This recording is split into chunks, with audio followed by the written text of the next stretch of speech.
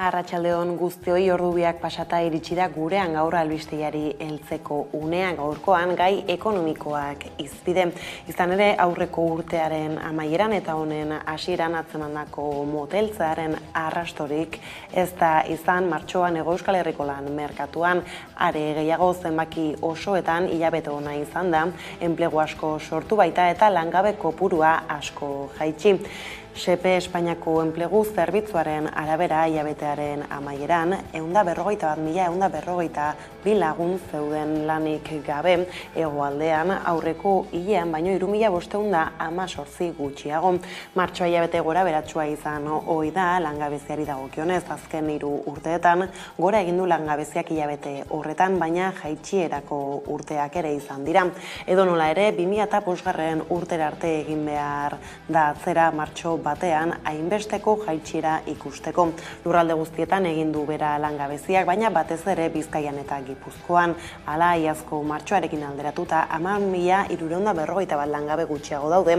Hego Euskal Herrian lanpostu sorrerari dagokionez, ez da zalantzarik martxoa hilabete ona izan ohi da, baina aurtengoaren parekorik ez da izan mende honetan behintzat. Espainiako Gizarte Segurantzaren Ministerioaren arabera, batez beste otsailean baino 8.725 kotizatzaile gehiago daude.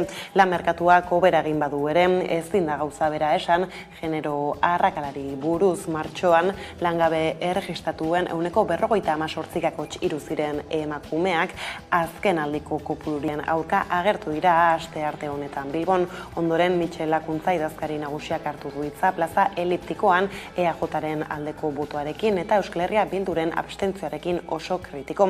Bere hitzetan erreforma honek ez ditu 2011ko murrizketak indargabetzen, mantendu egiten ditu eta pentsio baxuenen arazoak konpondu gabe jarraitzen du. Erreforma hau abestu dutenen arteko adostasuna. Gezurra eta manipulazioan. Gezurra murrizketak izkutatu dituztelako. Eta manipulazioa, Leirek azaldu duen bezala, gutxiengo pentsioak ez direlako igo esan duten bezala. Europako Komisioarekin adostutako erreforma da hau. Lan erreformarekin gertatu zen bezala.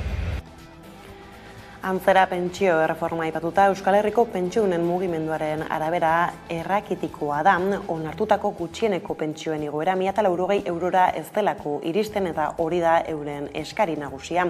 Atzoko egunean astelenarekin hiriburuetan eta beste udalerri batzuetan egiten dituzten asteroko elkarretaratzeetan, Espainiako gobernuak pentsioen sistema publikoa erreformatzeko onartutako 2/2023 errege lege dekretua baloratu du pentsioen kolektibo.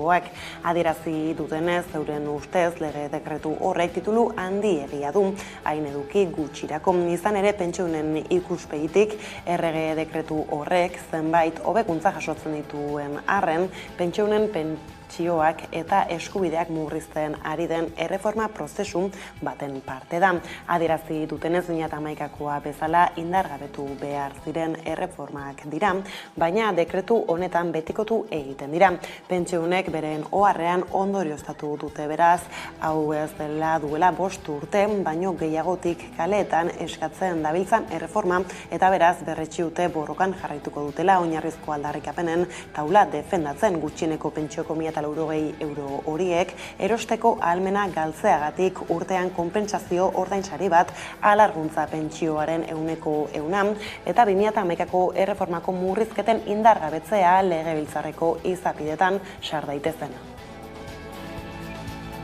Langile bat hilda Andosian pabilloi bateko teilatutik erorita. Andosiako industria pabilloi bateko teilatuan lanean zebilen langile bat hil egin zen atzo goizean, erori ostean Nafarroako larrialdi zerbitzuak, medikuak, polizia eta suhiltzaileak istripuaren lekura bertaratu ziren, baina ezin izan zuten langilearen bizitza salbatu.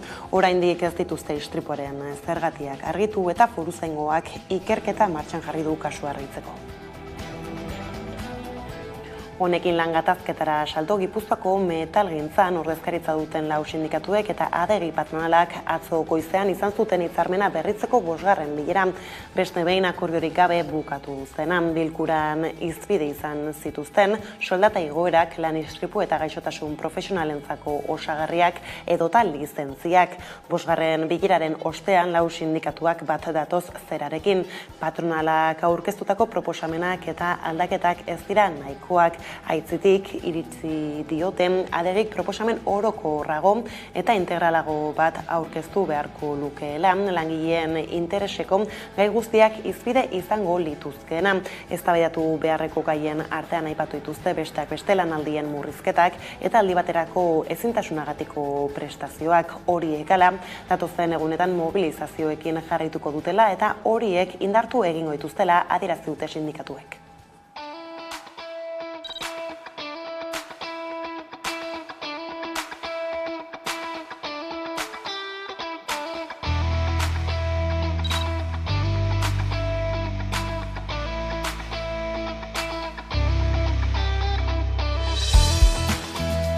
Bertan, patronalak soldaten inguruko proposamen berri bat ekarri du, zeinen bitartez KPI-a ez dan bermatzen. Gainera, bajak osagarritzeko formula bat ekarri du, initineri bajak kanpoan utzita. Eta honekin batera, lizentzien eguneratze bat proposatzen du, baina soilik arautze legal berrira egokitzeko. Guretzako gaur mai gainean duguna ez da inundik inora nahikoa, ez du langileon beharrei erantzuten eta horren aurrean soilik mobilizazioa eta batasun sindikala dugu tresna. Beraz, aurrera eta segi borrokan.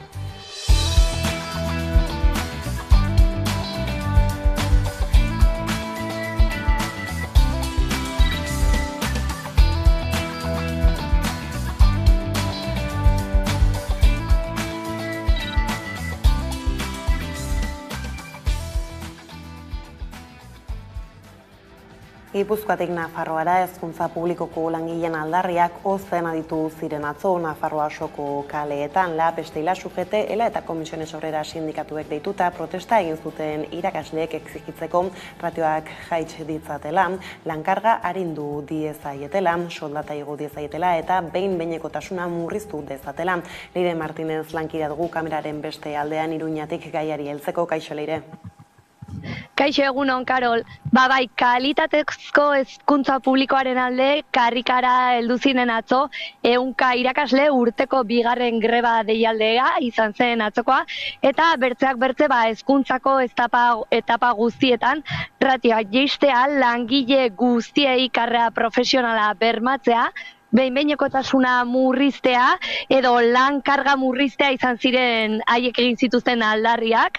Iruñerrian bildu ziren goizeko 10etan auzoetan eta zutabetan igo ziren 11etan hezkuntza departamentuan biltzeko manifestazio txipi batean eta gero 11 kaldera edo kale mozketa bat egin zuten Labriteko maldan eta gero arratsaldean berriz ere manifestazioa izan zuten.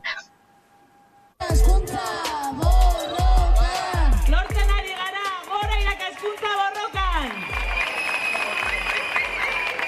Irakaskuntza borrokan! Orain arte ez dugu inolako ezer negoziatu, ez dira prest egon, baina gure iritzia da, oraindik garaiz gaudela, plantillak osatu gabe daudela, eta behintzat hurrengo legegintzaldiko agenda politikoan egon nahi dugu.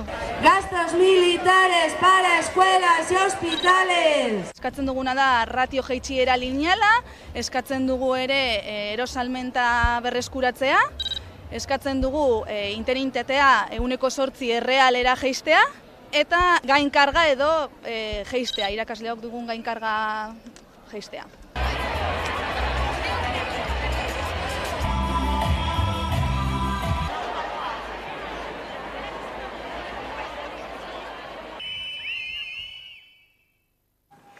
Gaizalatuta berriz, Nafarroan garela aprobetxatuta jakina zen, baina atzo berretsi zuen data Maria Txibite Nafarroako gobernuko presidenteak dekretua sinatuta. Maiatzaren 28an egingo dituzte parlamenturako hauteskundeak, udal hauteskundekin eta kontzejuetakoekin batera, azken horietara martxoaren 29an deitu zuten. Gainera, kanpainak 15 egun iraungo du, maiatzaren 12ko 27aren gauerdira arte, Txibitek iragarri du gainera ekainaren 16an eratuko dela parlamentu berria. Zerriago dakigu, Leire. Bai, erranduzun gizan Txibite presidenteak Nafarroko parlamentuko hauteskundeak deitu ditu, eta ja parlamentua desegin da formalki. Nafarroko parlamentuko hautagaitzak aurkezteko hauteskunde aurrealdia irekiko da, eta deialdi dekretuak ordea ekartzen du berrikuntza bat, eta izango da legebiltzarra udalak eratua itzinetik eratuko dela. Eta beraz, alkatetza hautatzearekin gerta daitekena, ez du baldintzatuko legebiltzarreko maila. Historikoki udal foru hauteskunden landa udalen eraketaren ondorengo lehendabiziko asteazkenean eratu ohi delako beti Nafarroan, eta horrela eratzen da parlamentuko maila. Eta Maria Txibite lehendakariaren eskutik beraz gertatu da gauza historiko hau, eta hauteskundetara deitzeko dekretuaren urrenkera hori zangoz aldatu du. Acabo de firmar el decreto de convocatoria de elecciones al Parlamento de Navarra y conforme señala el texto del decreto, se convocan elecciones al Parlamento de Navarra el próximo día 28 de mayo. La campaña electoral de 15 días de duración comenzará a las 0 horas del día 12 de mayo y finalizará a las 0 horas del día 27 de mayo. La sesión constitutiva del nuevo Parlamento tendrá lugar el 16 de junio del 2023 a las 11 horas. Y una vez que se publique mañana en el boletín oficial, entrará en vigor y de manera oficial daremos comienzo a el tiempo electoral. Ondo da, Leire, bada honekin hemen utzi behar dugu konexioa, eskerrik asko eta hurrengora arte. Mi esker, aio. Hauteskundak aipatu ditugula, gaur estatuko aldizkari ofizialean udal hauteskundetarako eta batzar nagusietarako deialdia argitaratuta zabalik da posta bidezko botoa eskatzeko epea.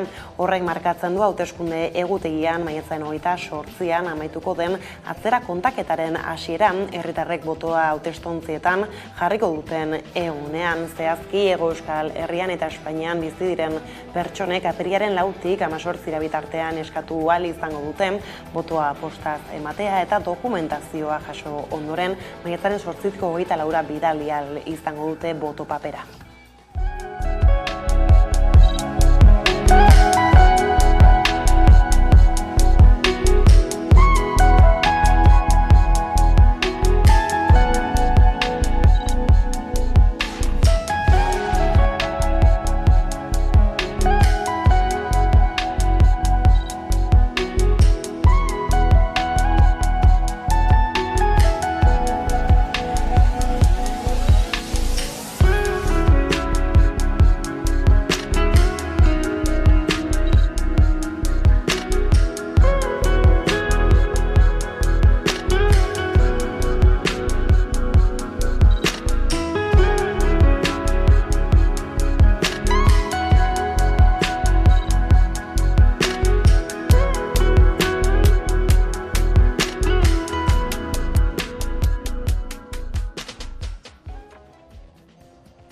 Hauteskundeak baino lehen ordea, bada hitzordu politiko garrantzitsurik gurean. Aberri eguna igande honetan ospatuko da hain zuzen ere Aberri eguna bera, baina aurretik ere izango dira ekimenak.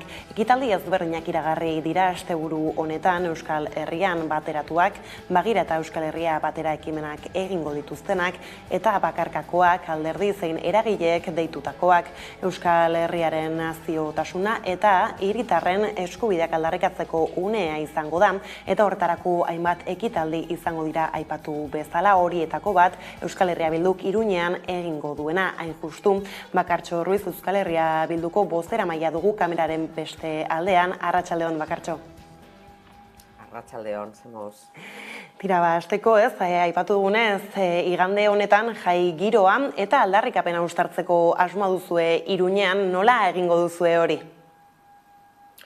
Bueno, ilusio handiz, antolatu dugun aberreguna izango da, berriro ere Iruñan, horrek daukan karga simbolikoarekin, Euskal Herriaren bihotzean izango baita, eta, esan bezala, jaia eta aldarrikapena, optimismoz etorkizunari begiratzeko parada izango dugu, aldarriak ahaztu gabe, manifestazioa izango dugu lehenik eta behin 12etan golemetatik, eta jarraian, ekitaldi politikoa, nola ez, Laura Aznal gure Nafarroko hautagaiarekin eta Arnaldo Otegirekin, eta gero kale animazioa, umeen txokoa ere izanen da, arratsaldeko 4etatik aurrera, kontzertuak Iruñeko bihotzean ere Gaztelu plazan, 4 orduz Trikitiz, La Furia, Arkada Sozial, eta iaz Iruñean egon zen jende guztia gogoratuko duenez Aldezarrean izugarrizko giroa.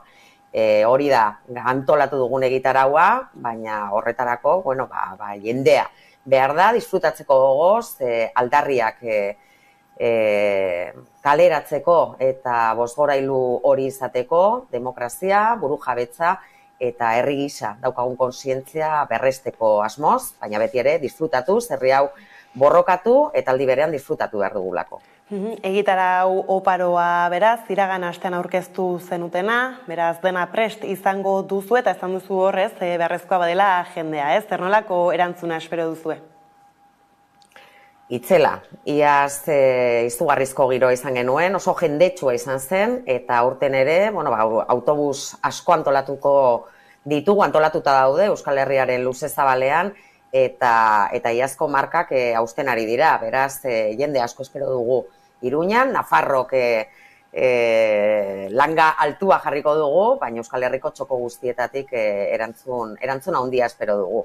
Era berean, Euskal Herritik kanpotik ere etorriko dira hainbat lagun, hainbat gonbidatu, tartean Sinfeineko eledun nagusia, eta giro polita espero dugu, eta egun zoragarria izango da, euririk ez, temperatura bikaina, beraz, erantzun polita izango da, seguru.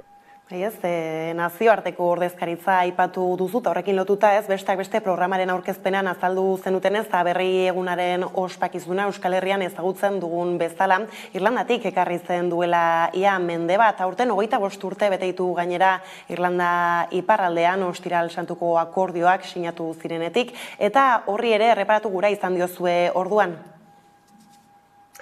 Bai, nik uste Irlandaren bake prozesua eta momentu honetan bereziki orain dela 25 urtetik ona sortu diren baldintza politikoak ere oso kontuan hartzekoak direla.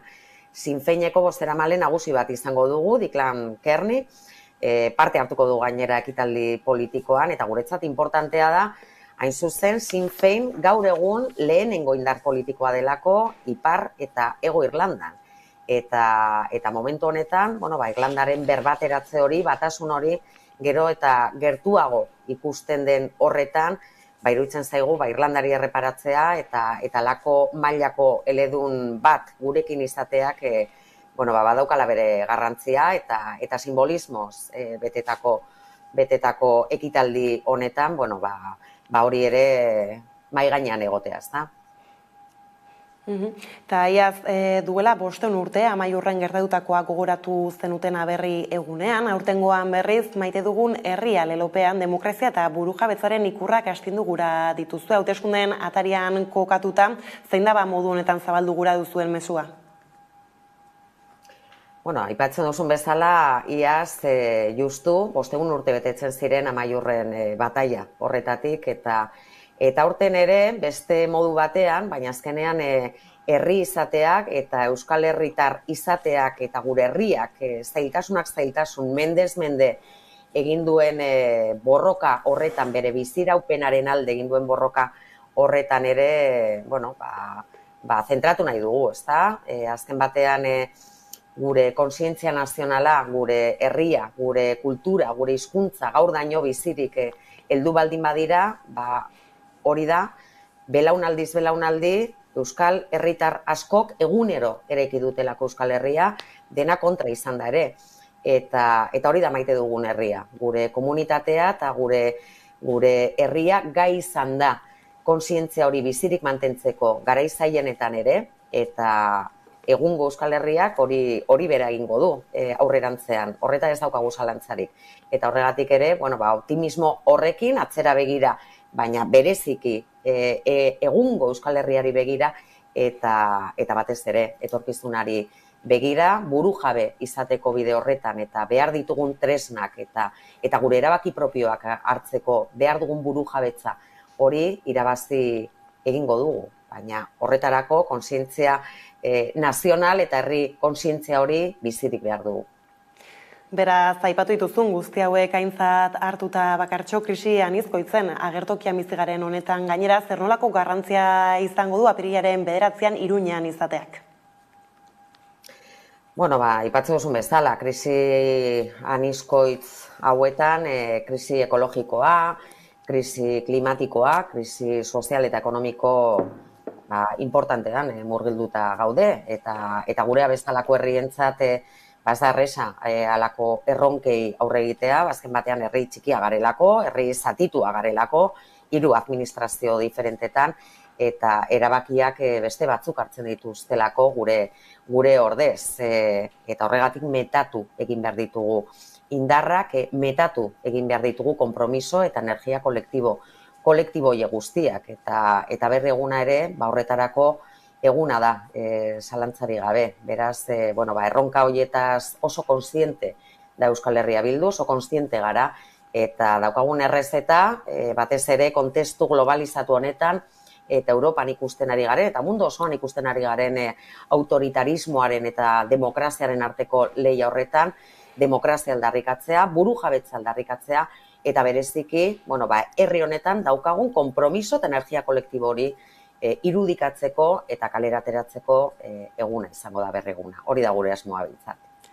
Bada horrela herritarrei ideia eginda, hemen utzi behar dugu konexioa Bakartxoari, jarraituko dugu igandekoa, eskerrik asko eta hurrengora arte. Mi esker zuei eta Iruñera etortzeko deia, soberanista, abertzale, euskaltzale eta independentista guztiei. Hurrengora arte Bakartxo. Eta esan bezala Euskal Herria Bildurena ez da asteburu honetarakoa berri egunaren bueltan deitu den ekimen bakarra adi jarraian bestelako deialdiei.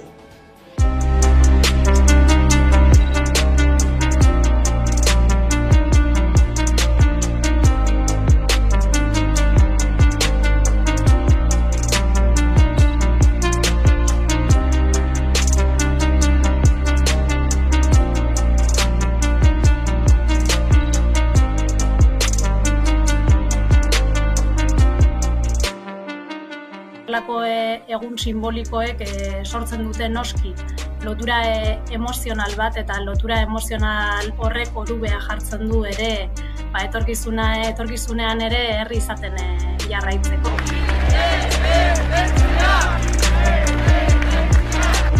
Patria dens libere ezbate eta euskaraz aberriaren askatasunaren alde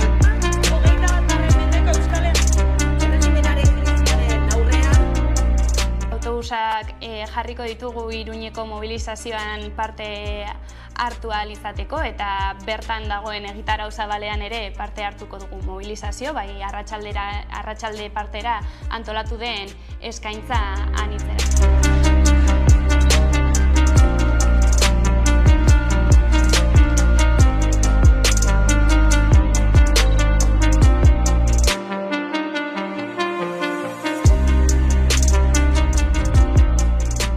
Bat kontzertu izan dira, bazkari, errikoiak, kantu afari, kontzertuak noski eta aldarrikatzeko momentua izanen da ere, antolatzen baitugu igande goizean, 11etan manifa bat, joanen dena itsasuko agirat, momentzeko egin den ibilbidea azken 20 urteetan eta proiektatzeko etorkizunera.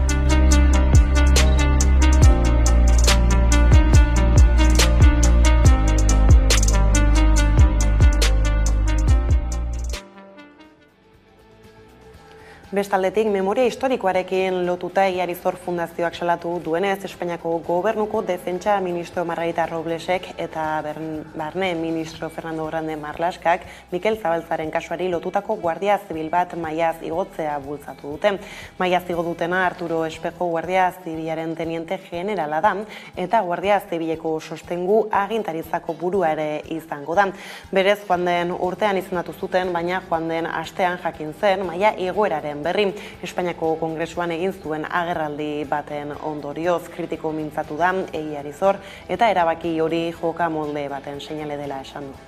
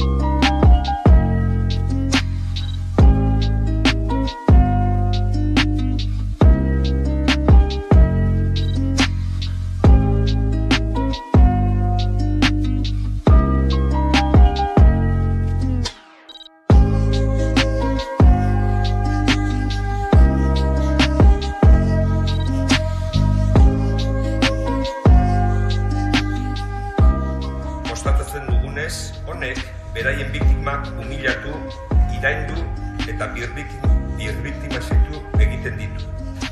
Alderdi sinatzaileok helarazi nahi diegu estatuaren biktimei gure babesa eta aitortza eta erreparaziorako dituzten eskubideei gure errespetua. Mikel Zabaltza Garate, 12/2016 legearen bidez, Intxaurrondoko Guardia Zibilaren kuartelean atxilotuta zegoela sufritutako torturengatik, bizitzeko eskubidearen urraketaren biktima izan zela aitortu zen ofizialki.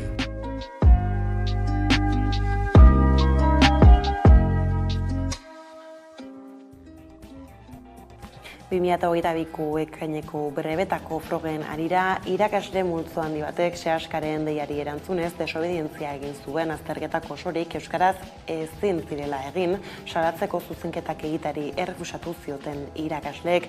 Horren ondotik Hezkuntza Akademiak egun bakoitzeko soldataren 30% kenduko ziela jakinarazi zien, sehaskan lan egiten duten irakasleek elegitea ezarri bazuten ere horren aurrean, berriki isun hori berresten zuela jakinarazi die Bordeleko Hezkuntza Errektoretzak. Albistea paradoxikoki Hezkuntza Ministerioak brebet azterketa euskaraz osorik egin ahal izateko harturiko erabakia ezagutarazi eta egun gutxira heldu da, edo nola ere azterketak euskaraz egiteko eskubidea aldarrikatzeko eta era berean irakaslei errektoretzak ezarritako isuna salatzeko elkarretaratzea deitu du asteazken honetarako sehaskak Baionako Areta auzoan kokaturik dagoen hezkuntza ikuskaritzaren egoitzaren aurrean eman du hitzordua arratsaldeko ordu bietan. Irakasle guztiei deia zuzendu die sehaskak zigorra jaso duten lankideekin bat eginez elkartasun ekimenera bertaratu daitezen. Era berean azterketa guztiak euskaraz egitea eskubidea dela aldarrikatzeko apirilaren 22ko Euskalgintzak Baionan deituriko manifestazioara joateko deia berretsi du ere. Aldiz, Eusko Jaurlaritzak eta Euskararen erakunde publikoak funts komun bat eratuko dute Ipar Euskal Herriko eragileen jarduerak diruz laguntzeko atzo adierazi zutenez €1.930.000 eurokoa izango da funtsa. Diru gehiena Euskararen erakundeak jarriko du eta Jaurlaritzak €400.000 euroko ekarpena egingo du. Funts hori aurten eratzeko asmoa adierazi zuten atzo bi erakundeek eta udan emango dute diru laguntza horien onuradunen berri. Bestaldetik, azken asteotan argitaratutako inkesta soziolinguistikoaren emaitzak aztertu ditu Euskalgintzaren Kontseiluak.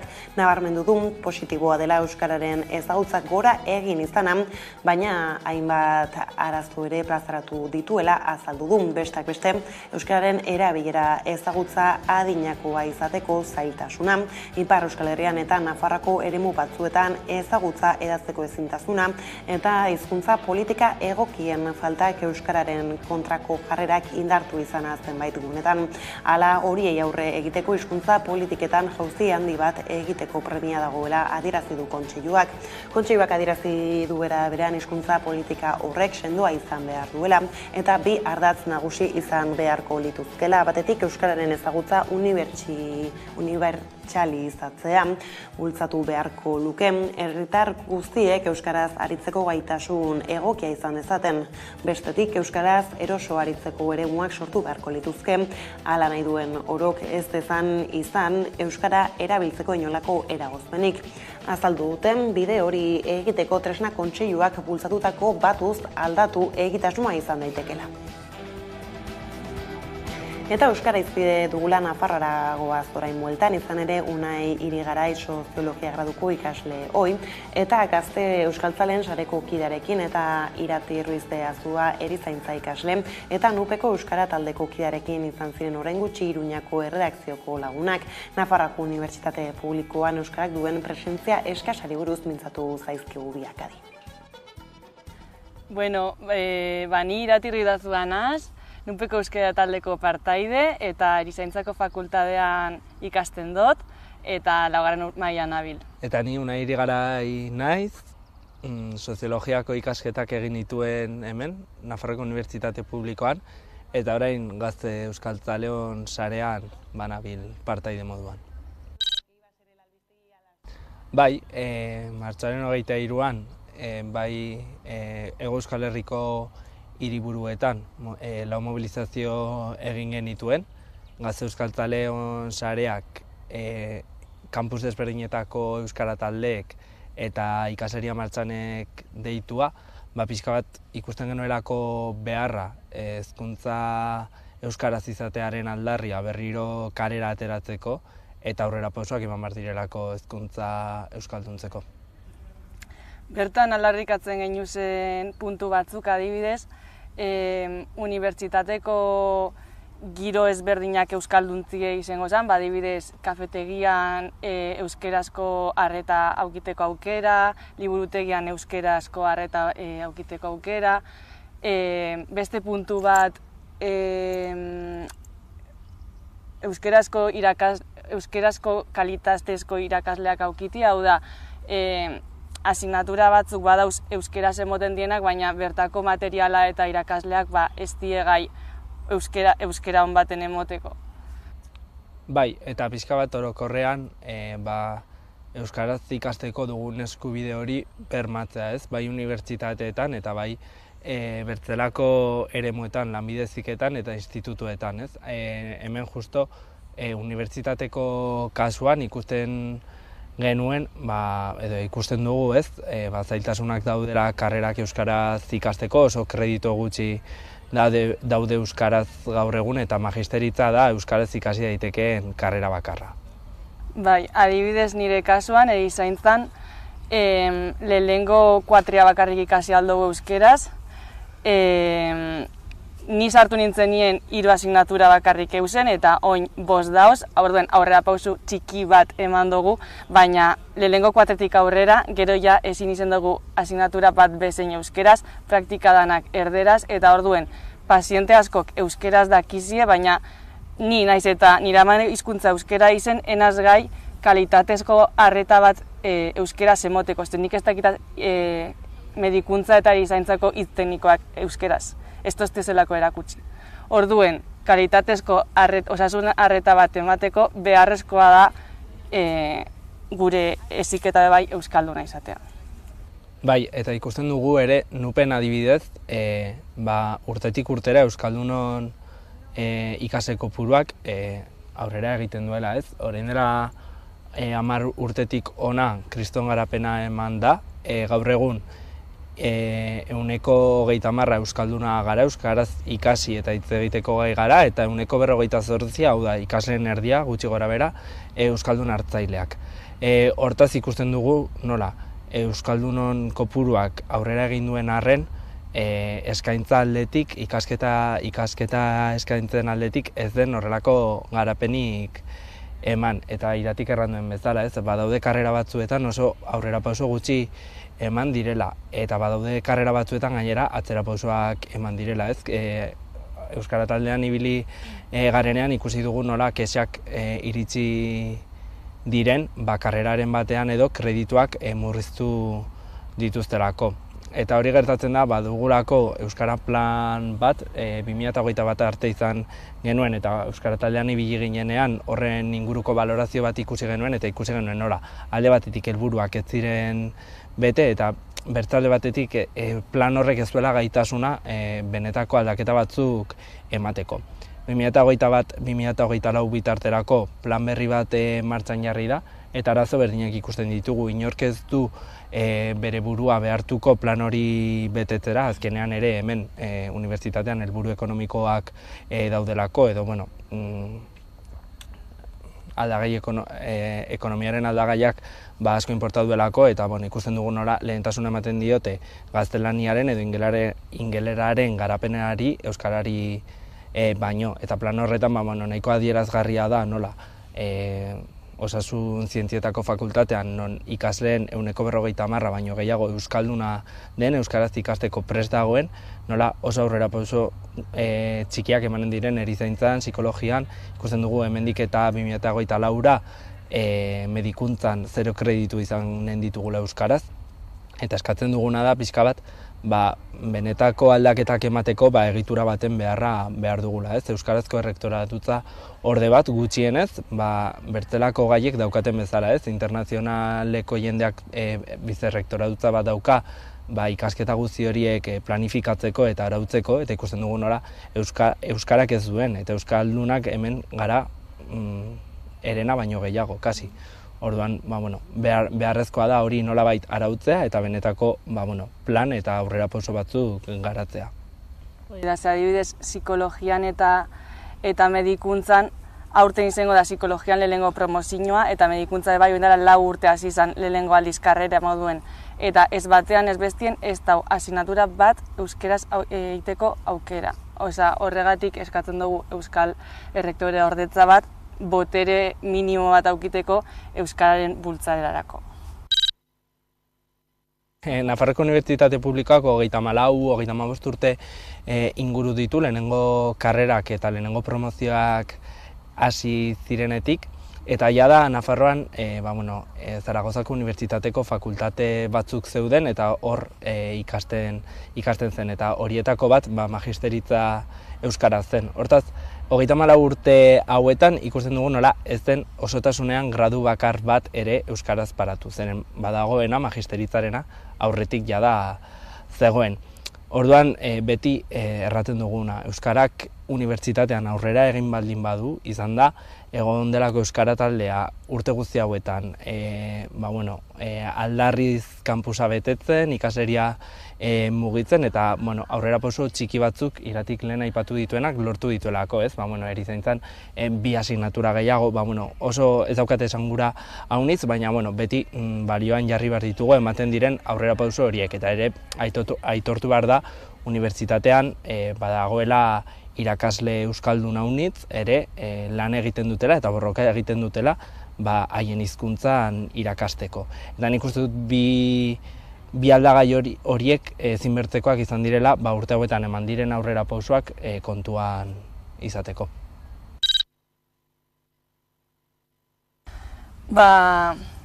Hori da guk eskatzen dugun beste gauza bat, euskerazko kalitatezko gradu bat izeteko osotasunien uste dugu izen bidala euskeraz. Naiz eta ikusten dugun aurrerapauso txikiak emonez lortuko dugula hori, oin dekogun, momentu honetan dekogun euskerako ikasgaiak ez tozkue balio.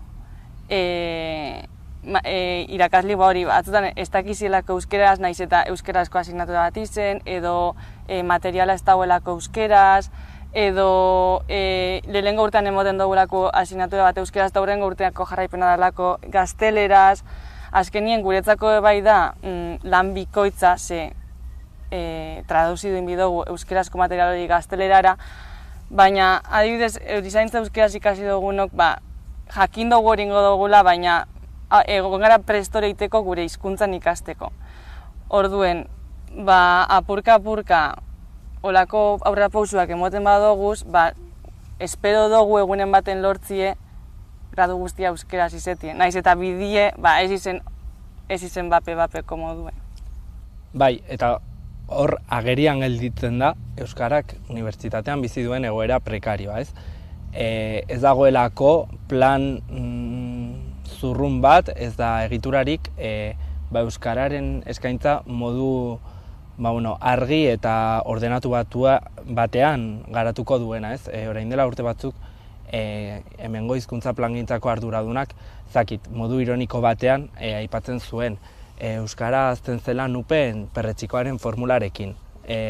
Non irakasle euskaldun bat agertzen baldin bazen, euskarazko kredituak ematen zizkioten. Naiz eta irakasle horrek euskarazko perfilik ez izan, ez? Orduan, gu formula horren oso kontra gaude. Azkenean, irakasle horrek alde egiten zuenean, kreditu horiek gaztelerara bihurtzen zirelako.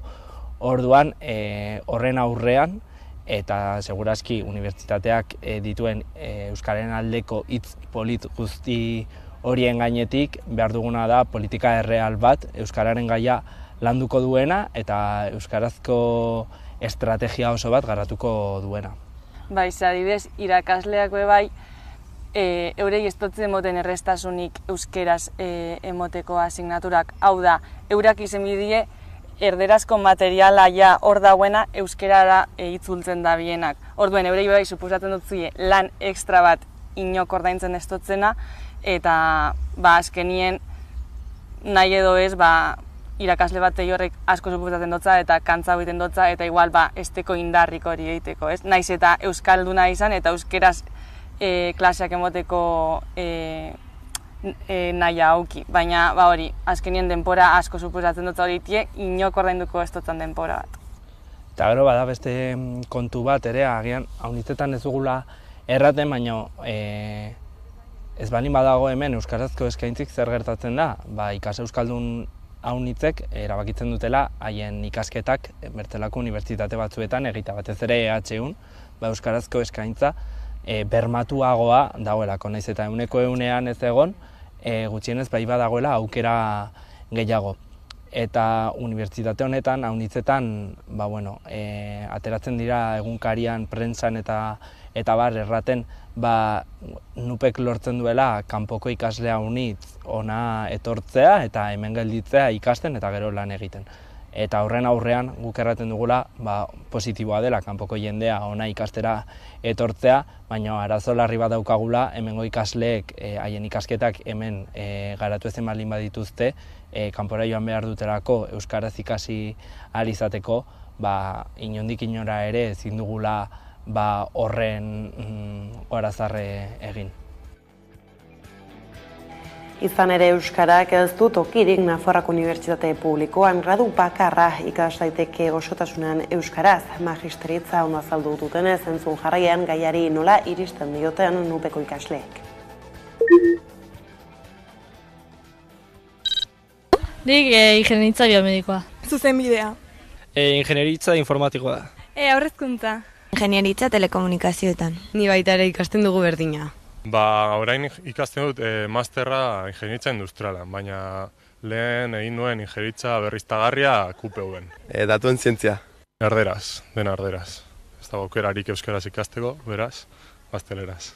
Ingelesez. Suposatzen da ingelesez, baina baditugu 4-5 gazteleraz. Ez, aurten ez, bakarrik lehenengo urtean biologia izan nuen. Bakarrik.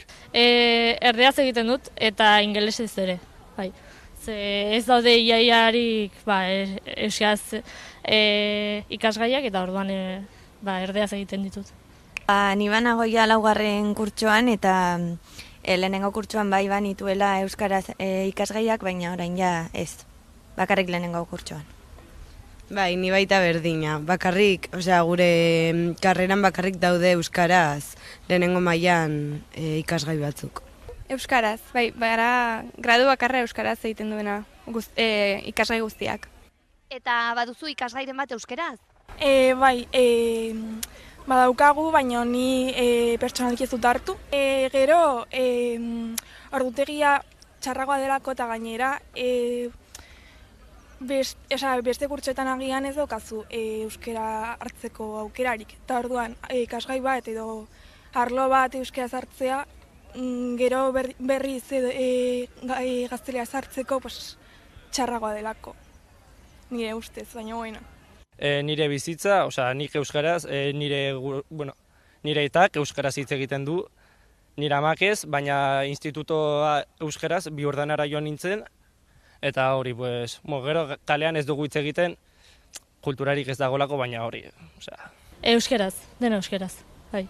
Lehenengo Berriozarren, DBH arte, eta gero batxilergoa Iturraman. Bai, ni baita.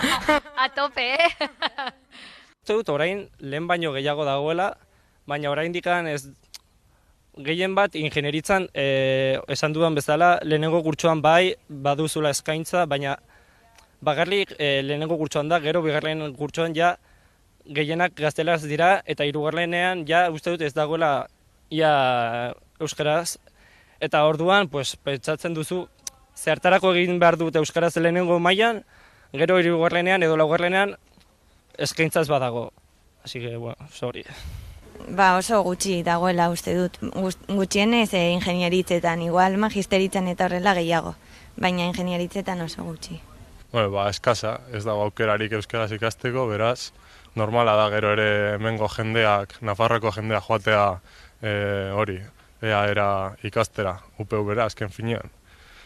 Hobeto egin zezaketela. Gure kasuan zuzenbidean txarra dela uste dut. Beste arloetan agian magisteritzan hobeagoa, baina orokorrez agian 6 ikasgai ditugu edo horrela txarra izango nuke. Uste dut beharrezkoa dela ikasgai gehiago euskaraz egitea, eta baita ere gradu gehiagoetan. Gure titulazioan euskara gutxi dago, baina adibidez magisteritzan edo horrela, pixkat gehiago. Nire ustez ikasgai gehiago euskaraz egin beharko liatekela. Eta sustatu beharko zela unibertsitatean ere euskaraz ikasteko posibilitatea. Eta, borrokatu behar dugu hori lortzeko, uste dut. Eta Nafarro batek mugitu gabe gurean badugu besterik iragan astean geltokia saioa estrenatu genuen Hamaika Telebistan eta lehenbiziko atalean anitzen dagoen Jauregia Esnekiak gaztategia bisitatu zuen Aritz Gamboa aurkezleak gogora ekarri ezagun.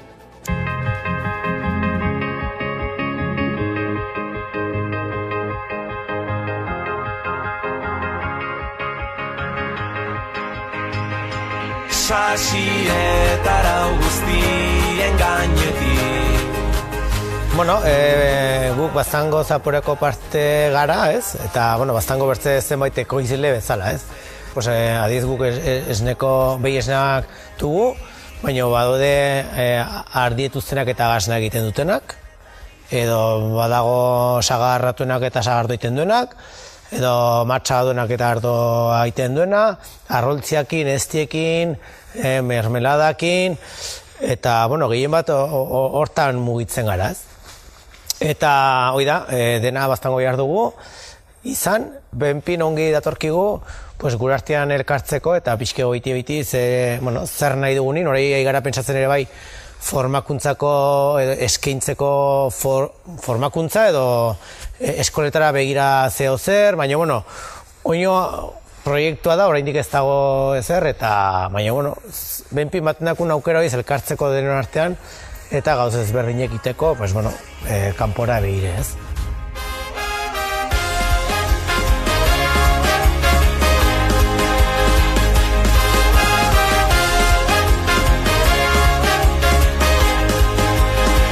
Mangino zenbait huelta, ez, edo zenbait aldaketa jasotakoa, ez, hau da, hasieratean esne guztiak aikuri saltzen ginen, eta gero gu hasi ginean, hasi ginen alde batetik transformazio bide hartu ginen, esnekiak egiteko, eta gero bertze pauso izan zen ekoizpena ekologikoranzko bide hartu, ez. Zergatik ekologikoa, alde batetik, guk uste dugu, errespeto gehiagoki lan egiten duzula lurrari, ez? Azkenean, ongarri kimikoak ez duzu erabiltzen ahal, eta gero ere baita ere, bezeroi, ez? Azken finean, beraiengatik jarraitzen dugu guk, ez? Orduan guk medikamentu edo behiei gutiago ematen badiegu, azkenean hori ere, gutiago izango da produktuetan, ez? Eta horrengatik ere zor ginen errespetoi edo bezeroi eta nola ez behiei. Sasietara guztien gainetik. Badire baldintza de xente, ez? Zenbait sasi edo idetzia erre, jendeak erabiltzen du pozoina, guk hori ez dugu erabiltzea, guk moztu egiten dugu, gero bertzalde behiak kanporatar dire. Gero medikamentuak edo erabiltzerako orduan, baduzu muga bat, 3 dire urtean behiko, gero aratxei gutienez 3 hilabetez esnea mamar duzu, eta esnea errautxean debekatu dago.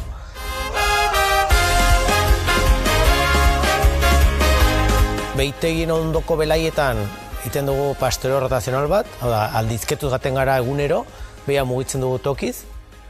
Gero, urruntxago daudenak, zeren hurbilekoak maten dako aukera behia goizean deitzi, atera. Eta txaldean berriz ere sartu hartugu. Horren hurbilekoak aprotxatzen du hortarako, eta urrunen dauden belaiak antzuekin jateko. Behiak, konbentzionaletik ekologikora aldaketa ikaragarri izan zen, ez? Zen orai sasoiaren arabera jaten dute, hau da, sasoi ezberdinetan aldatzen diegu beraiei jaten dutena. Udaberri udaldera behiak kanpoan jaten du, eta neguan berriz, barnean baitaude, pentsu pixka bat, orai egun, 3 kilo, 4 kilo pentsu, gero belarri dorra. Neguriko zenean zein udale hor, lurrale ertzen data beti zaude hor, taupada bakoitzea lerketa. Horrease gehien bat Iruña herrien du, edo han bileraketa, eta guk hemen parte hartzen dugu herriko batzarretan, auzolanetan, edo baztane mailan egiten diren gauzetan, edo kasunten mintzetu garen bezala baztango zaporetan, ez? Orduan, nik ere idutzen zai garrantzitsue printzpioi, azkenean norberak komunitatean bizi behar dugu eta parte hartzea garrantzitsua da, eta denen iritziek ere garrantzitsue direz, horrexegatik baztanen adibidez, garrantzia handia ez du bai auzolanak eta bai batzarrak, eta batzarretan da non eragitzen diren herrien emarreko gauz guztiak, ez?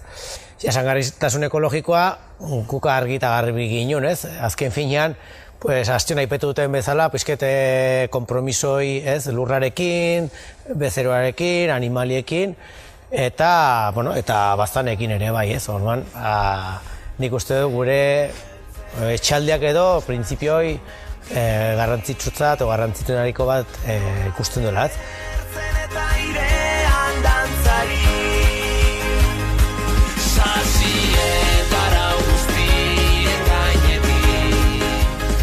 Abeltzaintza garrantzitsua da, olako inguruetan, ez? Batez landara eremuen dako, ez?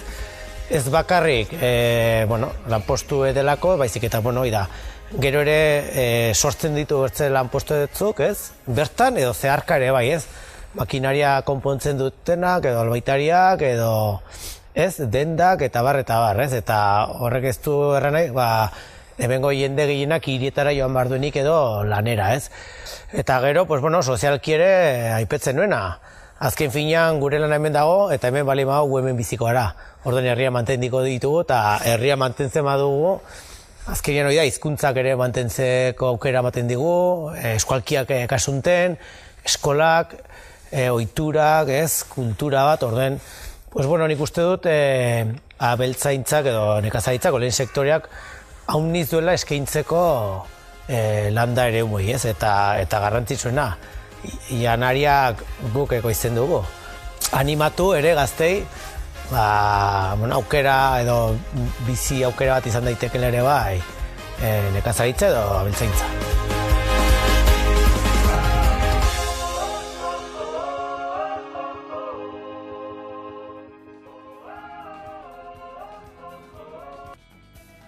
Gaurkoan berriz itzordua dugu pantailen aurrean geltokia saioaren bigarren atala ikusteko begira jarraian zer dakarren Aitz Ganboak gaurkoan. Gaurko geltokin Nafarroako olioaz hitz egingo dugu. Oliba, olio, ekologikoaz eta gainera honek euskerarekin daukan loturaz. Horretarako, proiektu eder bat ezagutuko dugu erreportai baten bidez. Solaskideek ere hitz egingo digute gaiari lotuta eta gainera errezeta goxo bat dastatu ahal izango dugu. Ongi etorri ikusentzule, denon topalekua den geltoki honetara.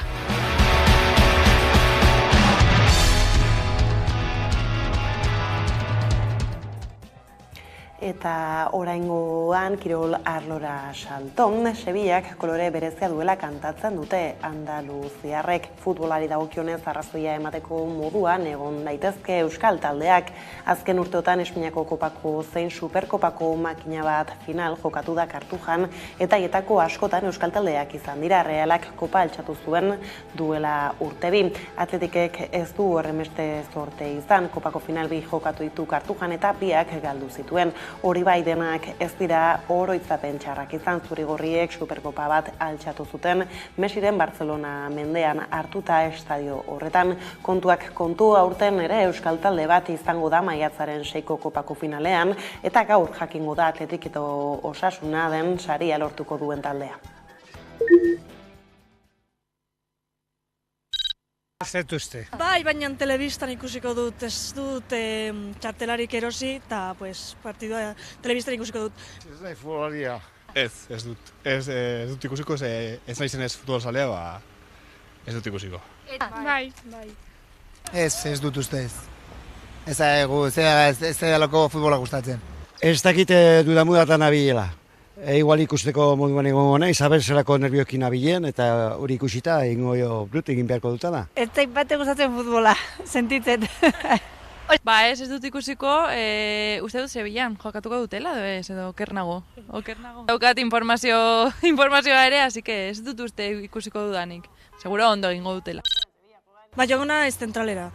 Hor badagoela pantaila handia, eta joango naiz ikustera lagunekin. Ni etxean, oraindik ez dakit, baina segurazki etxean. Bai, nire familiaekin, seme alabarekin eta emazterekin, bai. Etxean, igual. Etxean. Telebistan nahiago dut. Askoz gehiok sufritzen dut alako estadioan. Nahiago dut behintzat horrela izatea bestela, nervioekin ez dago horrelakorik ibiltzeik. Ba, nire Atleti ez dakit. Osasuna, bai, ez dakit. Bakarrik, lehenengo mailan bakarrik bera daka izen euskalduna. Osasuna. Hau Atleti betikoa eta, bueno. Osasuna, igual, bai. Izango nuke nahiago, bai. Egia esan berdin zait, bat edo bestea. Sentitzen du, baina futbola ez da nire gaia. Ikusitakoarekin, nik uste Osasuna irabaziko duela. Baina, hor dago nire Osasuka naiz, baina partidua oso parekatua dago, Ni uste 1-0 edo 0-0, baina ez dakit, baina bai, 1-0, irabaziko dute, bai. 2-1, irabazi. Zer pentsatzen dut ze izango dan, ez dakit. Zer nahiago nukenik hori badakit, Osasunak irabaztea, noski, baina gero auskalo, ikusi beharko da zer gertatuko dan. Ez dakit, ez dut, nik hortan ez dut ulertzen, Zemat irabazi, jode, azkeneko minutuan utxeta bat irabazte maldi badu, primeran. Eta gainera penalti baten bidiz izan da, askoz gehiago. Atletin kontra, horrela. Nik uste du garaipena lortuko dugu, bai, segurazki, utxeta bat, irabaziko dugu, bai. 3-1, ero? 0-1.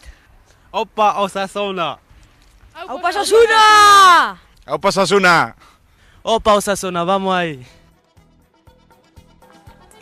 Partida burutu esperoan hemen txautzeko dugu aurko albisteia. Besterik ez uraldetik hauek izan dira eguerdiak gurean gaur utzi dituenak guztiak eta gehiago nahi duzuen aldiro 11.eusatarian ondo izan eta bihar arte.